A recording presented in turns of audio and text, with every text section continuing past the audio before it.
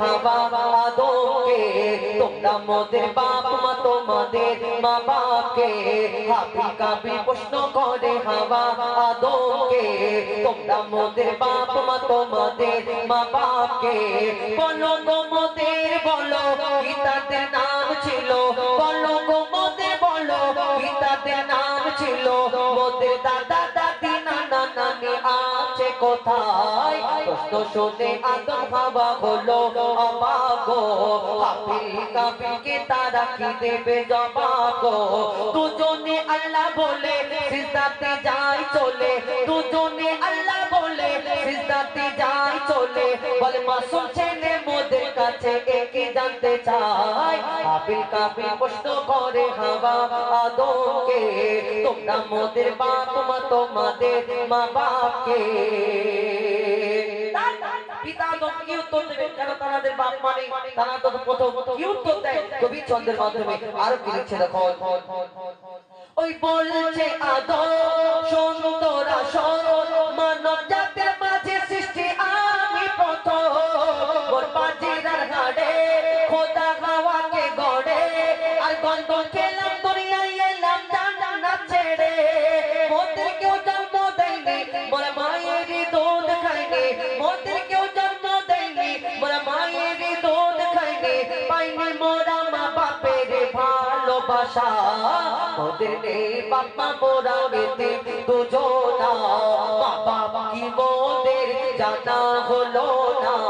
দুজনে এতে মিসকিন নেই মোদের মা বাপের দুজনে এতে মিসকিন নেই মোদের মা বাপের তাই মানব জাতির পিতা মাতা মোরা দুজনা হাবিল কাবিল প্রশ্ন করে হাওয়া আদমকে তোমরা মোদের বাপ মা তোমাদের মা বাপকে এই দুনিয়াতে পিতা আদম এই দুনিয়াতে আল্লাহ পাক রব্বুল আলামিন তাকে মাটি দিয়ে সৃষ্টি করার পরে আমরা এই দুনিয়াতে আদম সন্তান আমরা অনেকজন অহংকার করে থাকি আমাদের অহংকার কি নিয়ে কেউ রূপের অহংকার করে কেউ টাকার অহংকার করে কেউ ক্ষমতার অহংকার করে এই অহংকারীকে আল্লাহ পছন্দ করে না কিন্তু এই আদম সন্তান আমরা কেমন করে অহংকার করি কেন এই অহংকার সর্বপ্রথম কে করেছিল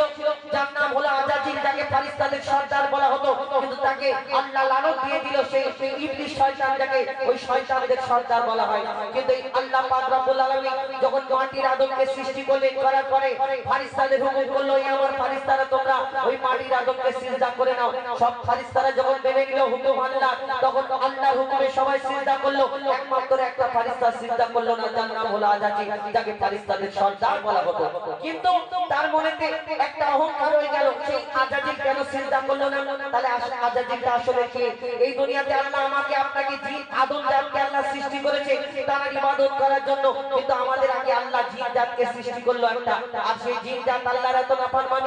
নাফরমানি করতে লাগলো আল্লাহর হুকুমে ওই ফেরেশতারা সেই জিন জাতকে ধ্বংস করে দিয়েছিল তার মধ্যে ছোট একটা বাচ্চা বেঁচে রয়ে গেল সেই বাচ্চাটা ইবাদত করতে 6 লক্ষ বছর কম বেশি ইবাদত করার পরে যার নাম হলো আজাজিল যাকে ফেরেশতাদের সর্দার বলা হতো কিন্তু তার মনেতে সর্বপ্রথম অহংকার যে আমি আগুনের সৃষ্টি আমি জিন জাত আর আমি মাটির পুতুলকে মাটির আদমকে সিজদা করব এটা কেমন করে হয় আমরা আদম সন্তান হই কেমন করে অহংকার করতে পারি কবি ছন্দের মাধ্যমে সেই সম্পর্কে আরো কি লিখছে দেখো নিয়ে কাদা মাটি ধুল খোদা গড়লো পুতুল নিয়ে কাদা মাটি ধুল খোদা গড়লো পুতুল সে পুতুলে দিল নূরে মুহাম্মদ রাসূল পুতুল নড়ে চড়ে আবার সিজদা করে